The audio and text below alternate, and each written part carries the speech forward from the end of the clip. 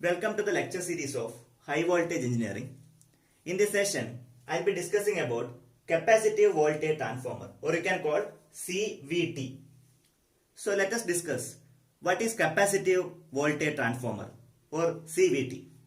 The Capacitive Voltage Transformer step down the high voltage input signals and provide low voltage signals which can easily measure through necessary instruments such as electrostatic voltmeter. It is also known as capacitive potential transformer. The main purpose of capacitive voltage transformer is to measure the voltage above 100 kV. One more important information. It is possible to measure high voltage by using instrument transformers such as CT or PT. But the main problem is, if we wanted to measure the voltage above 100 kV, we need to provide very much high amount of insulation on that particular instrument transformers. That is not economically feasible. So that is why we are mainly depending on capacitive voltage transformer, or you can call CVT. CVT comprises of number 1 potential divider, and number 2 resonance circuit, and number 3 electrostatic voltmeter. These are the three segments of capacitive voltage transformer. So now let us discuss the circuit diagram of capacitive voltage transformer, and let me explain how you can measure high voltage by using capacitive voltage transformer. Consider the circuit diagram of capacitive voltage transformer, which is shown over here. It comprises of voltage divider. So this is basically capacitive potential divider. Then second one is resonance circuit. This will act as a resonance circuit, and we will be having the metering unit. Let us explain how capacitive voltage transformer measures high voltage. The total high voltage, it will be above 100 kV. The total high voltage will be divided with the help of capacitive voltage divider. Here, this segment from here to here, that means C1, this belongs to high voltage arm. From this point to ground, this belongs to low voltage arm.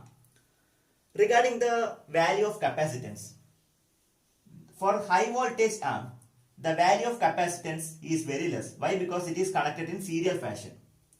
Therefore, high voltage will come across this particular arm.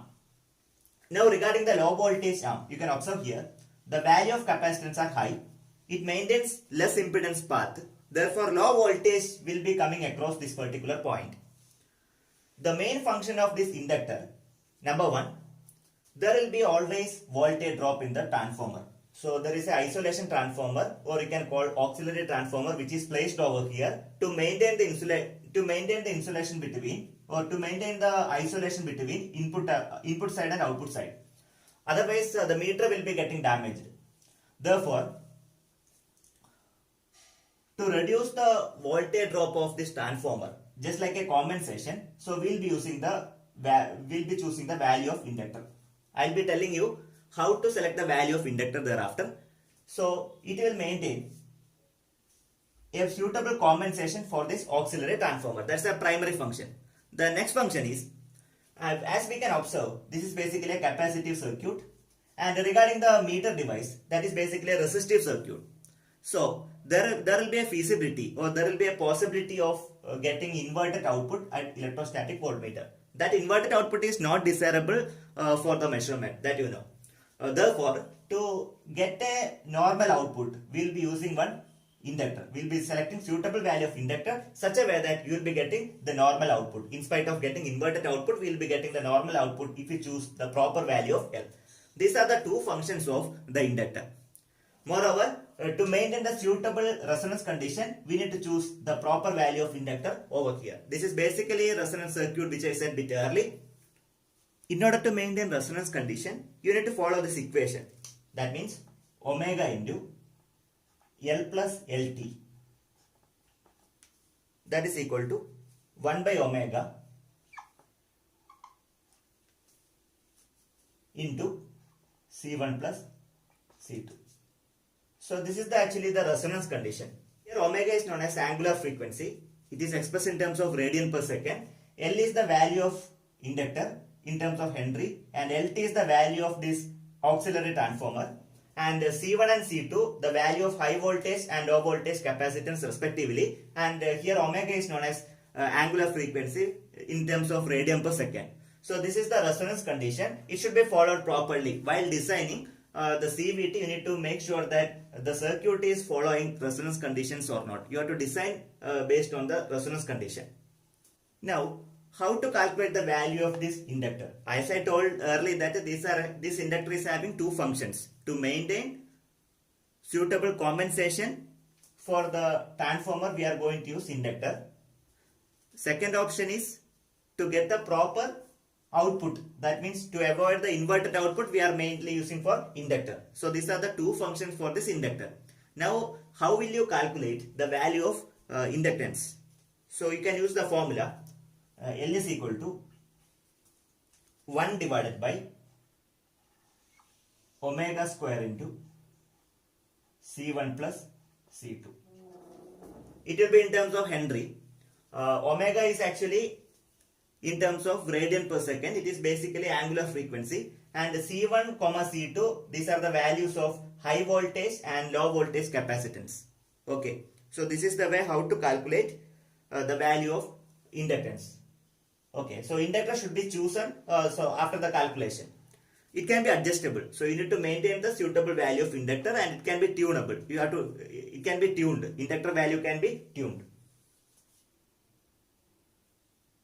I would like to ask one more question. Is there a relationship between primary and secondary side of this transformer? Yes, there is a relation. That means V0 by Vin. That means this is actually V0 and voltage across this point is Vin. So V0 by Vin can be written as C2 divided by C2 plus C1 based on the capacitive potential divider C2 divided by C2 plus C1 into N2 divided by N1. That is a turns ratio.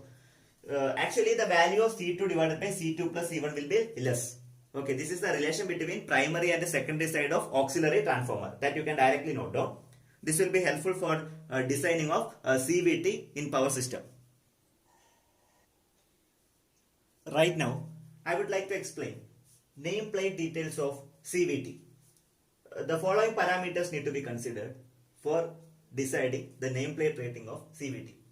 The first parameter is the total output simultaneous. It is expressed in terms of 100 VA. This is one example of CVT. We will be expressing in terms of apparent power. That is why it is 100 VA. Then output maximum 750 VA at 50 degrees Celsius. It's an ambient temperature, or we can call atmospheric temperature.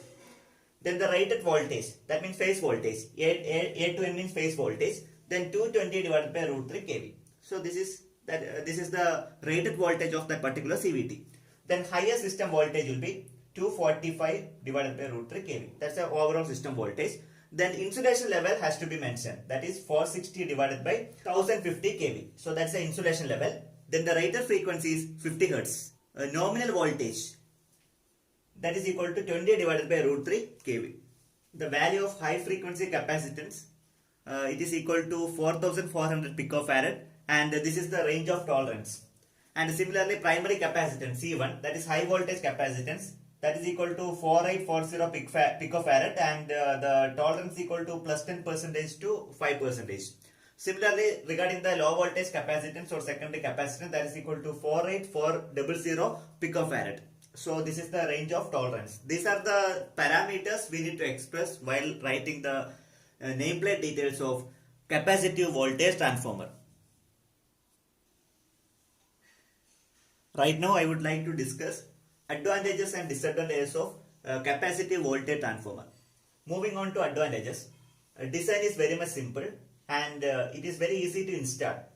Similarly, capacitive voltage transformer can be used for power line carrier communication and relaying operation. And also it provides the isolation between input and output. There is no chance of getting short circuited, and this is one of the positive remarks regarding capacitive voltage transformer. Let me explain about some drawbacks.